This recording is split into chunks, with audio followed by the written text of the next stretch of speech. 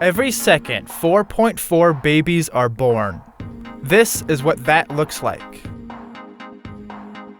Of course, the exact number of newborns varies from second to second, but this is the average rate. And we've actually had a birth rate above 4 babies per second since 1981. So consider how the following has been the case for pretty much your entire life. Every time your clothes dryer completes a single rotation, 6.5 babies are born.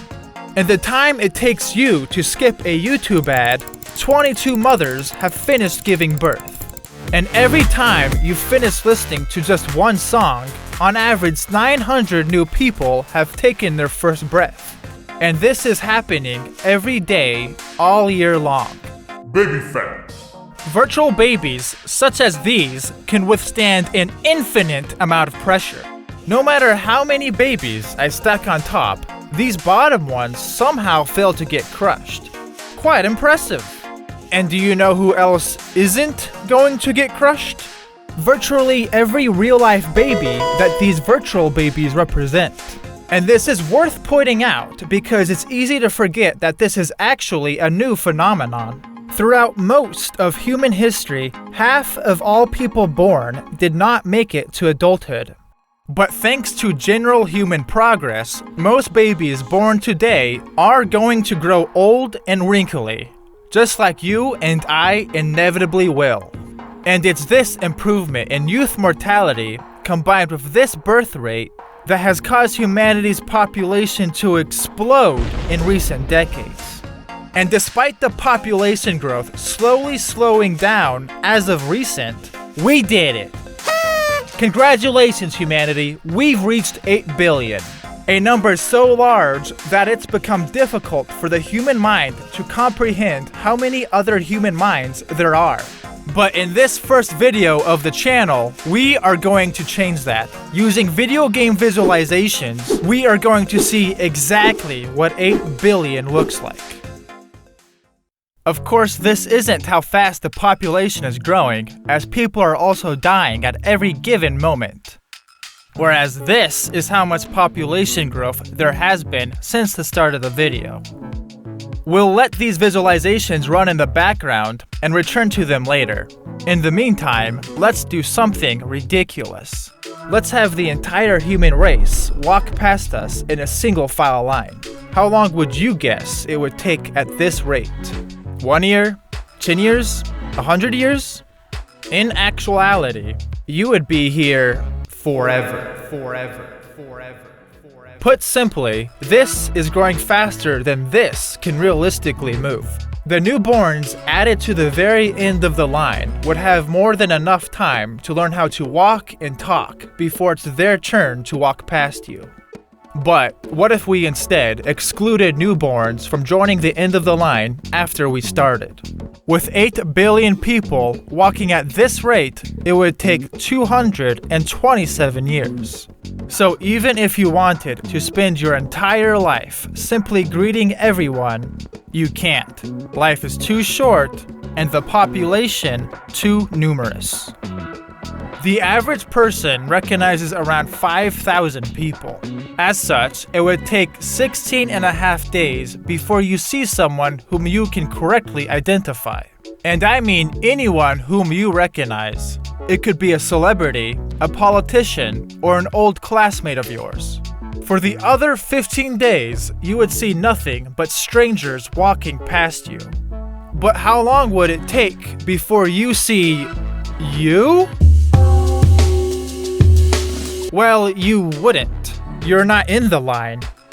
But as you did this, you would see people from around the globe who look similar to you, as well as those 5,000 people whom you recognize. Thanks to related prior research, we can actually approximate the chance of an exact lookalike based off of the number of key features of the human face and how they can differ.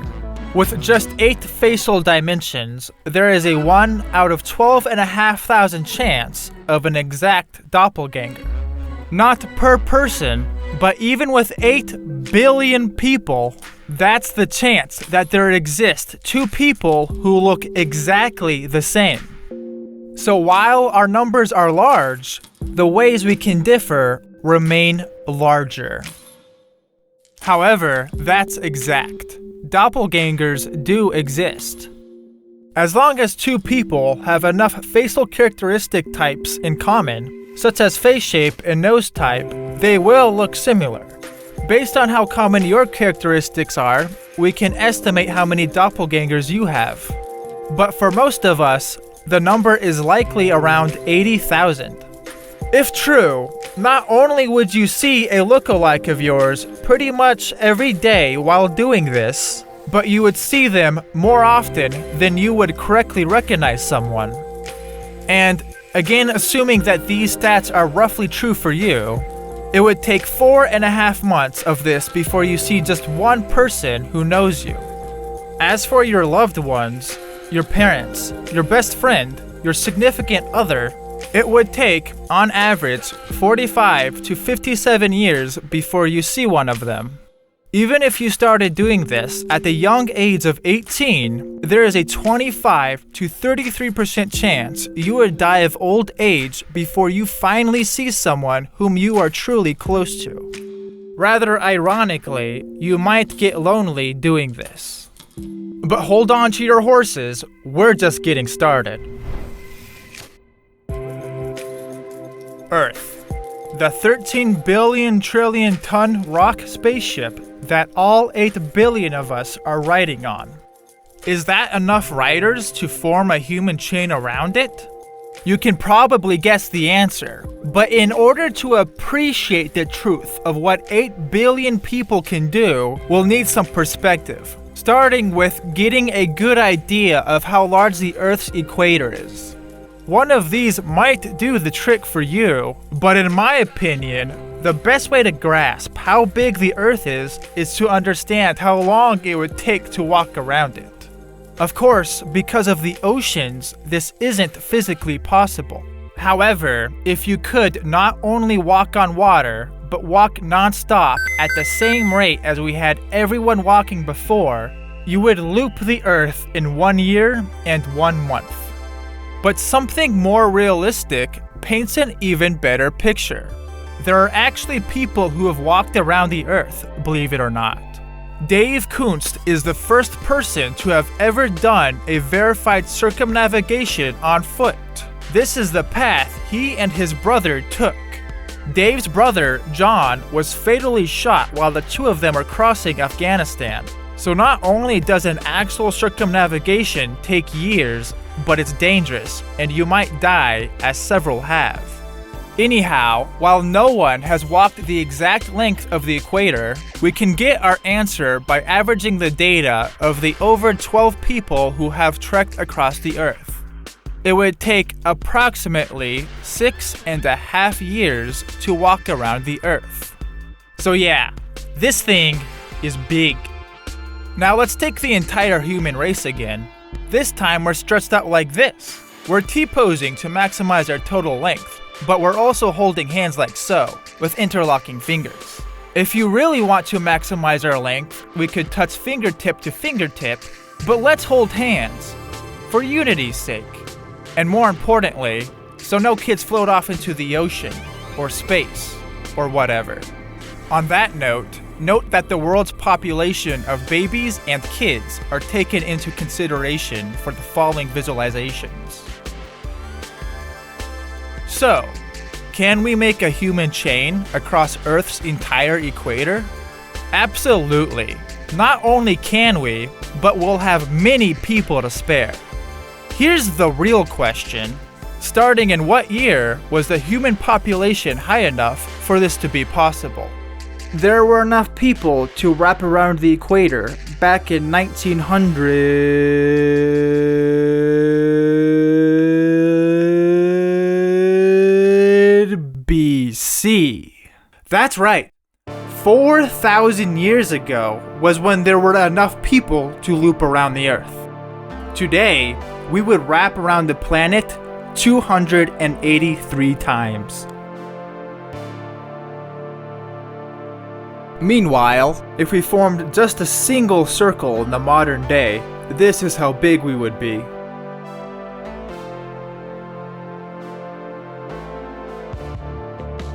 This is actually just the orbit of the moon.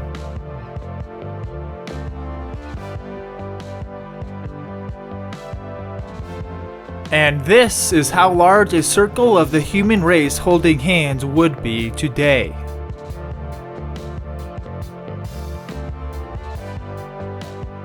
Together, we form a circle that is over 4.5 times wider than the orbit of our moon.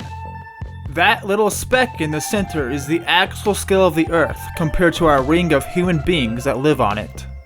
Again, this is accounting for kids and babies. If every adolescent magically became an adult, then we would form a circle that is 5.5 times larger than the moon's orbit.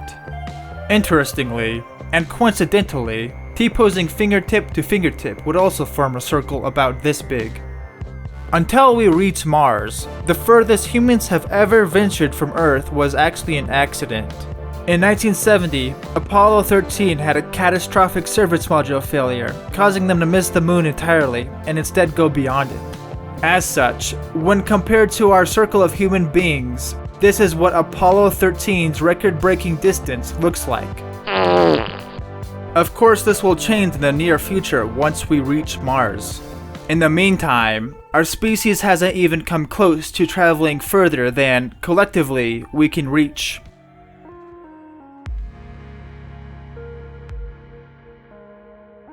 Alrighty, so, to comprehend how numerous we are in yet another way, let's take the entire human race again. This time we're holding hands in a straight line instead of a loop. Here is how long we are today.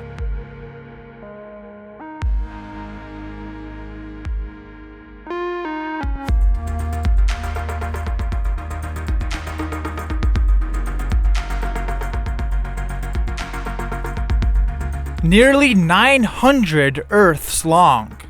In this arrangement, it can be seemingly absurd that a single planet can even fit us all, let alone support us all.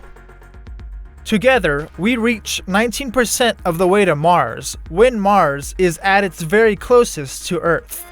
That's pretty dang impressive, considering that it will take the fastest human-carrying vehicles ever made 7 months to reach the red planet. If we were instead to take a look at the maximum speed possible, it takes light, the fastest anything can go in the universe, 35 seconds to go from one end of the human race to the other. That is 6 times slower than what you just did. At the current population growth rate, each year the line grows 33 moons, or 9 Earths, every year. If that's how long we are, then how wide is the human race? If we crammed everyone together all in one place, how large would the resulting crowd be? We begin by zooming in on the English Channel. There are well over 100 islands between England and France, and islands are, and have been, a popular way of conveying how large a crowd of our entire species would be.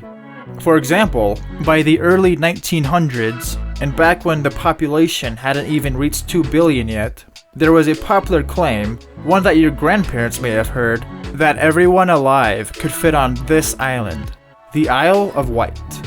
That is, if we were all packed together, standing up, shoulder to shoulder, chest to chest, each person, on average, occupying less than 1/4 of a square meter, which, if you account for both the world's obese and children, should roughly be correct, and with all the trees and whatever other objects removed from the island, we could have turned the entire Isle of Wight into a humongous mosh pit, like, over 100 years ago. For comparison, here is Singapore Island of Singapore and Manhattan Island of New York City.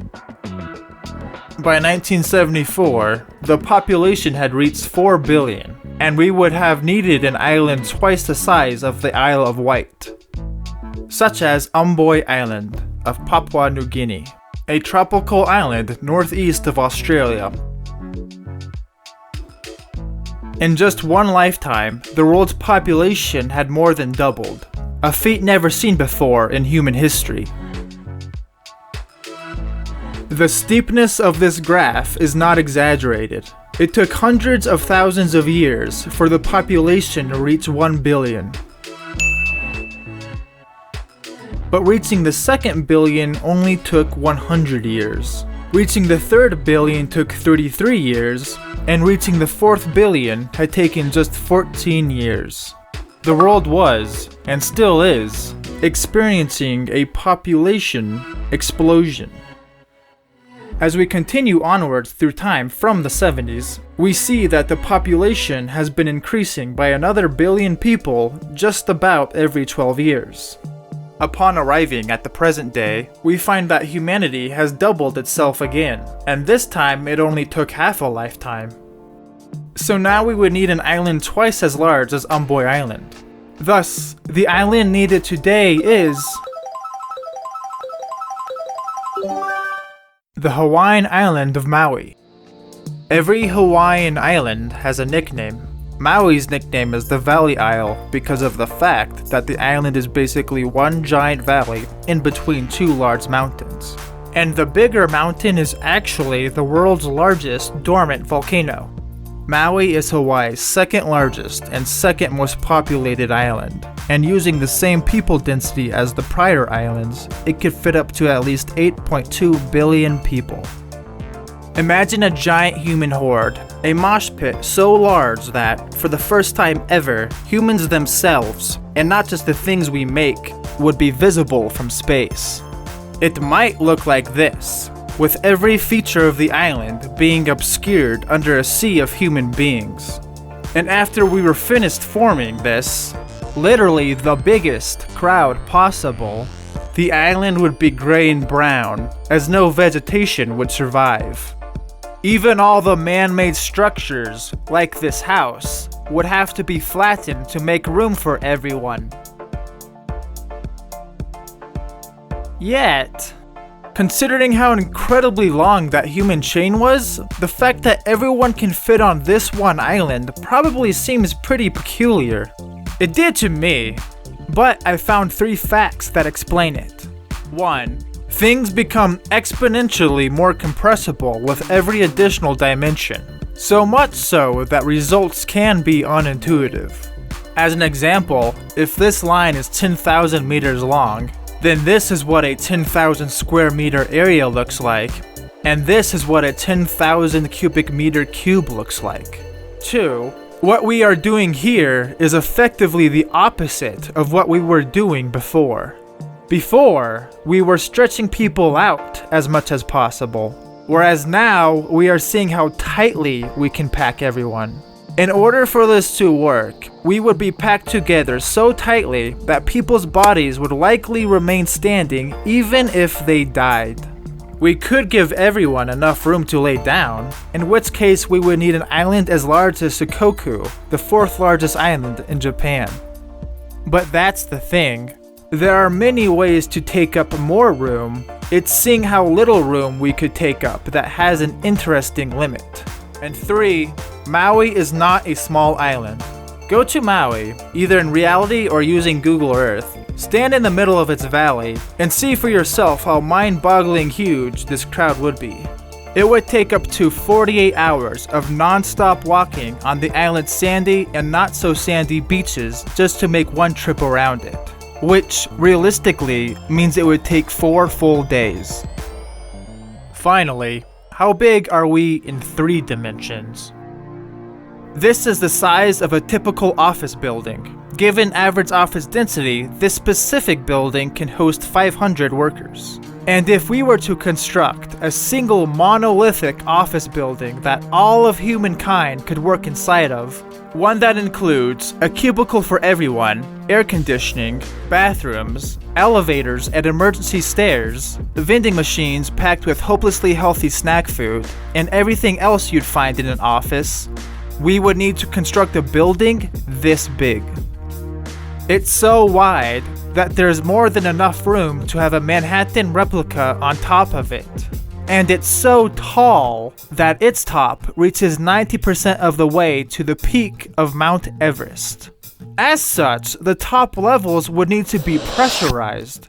This thing is so tall that, given current technology, we cannot even theoretically build anything half its height.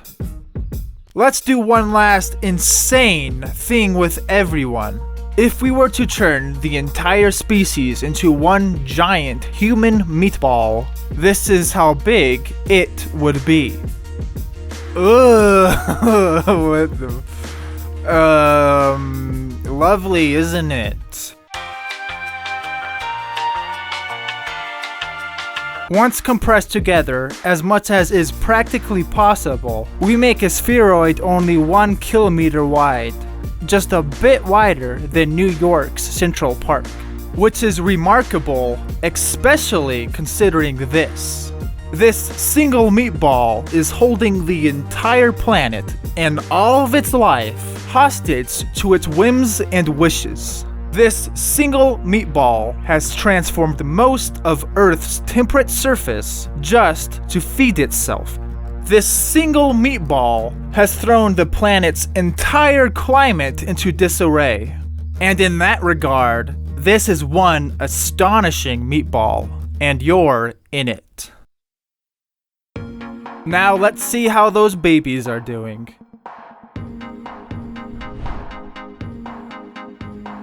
In the time it took you to watch this video, this is how many babies were born.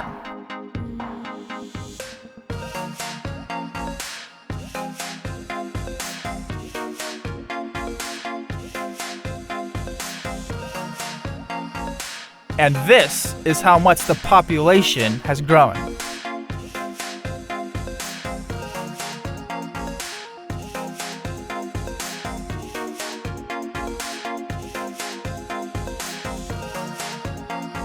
This video was made by a single person, me, and I would love to create more 3D videos like it, but I need your help. Subscribe and consider supporting the channel through Buy Me a Coffee. Links are in the video description. Thanks for watching.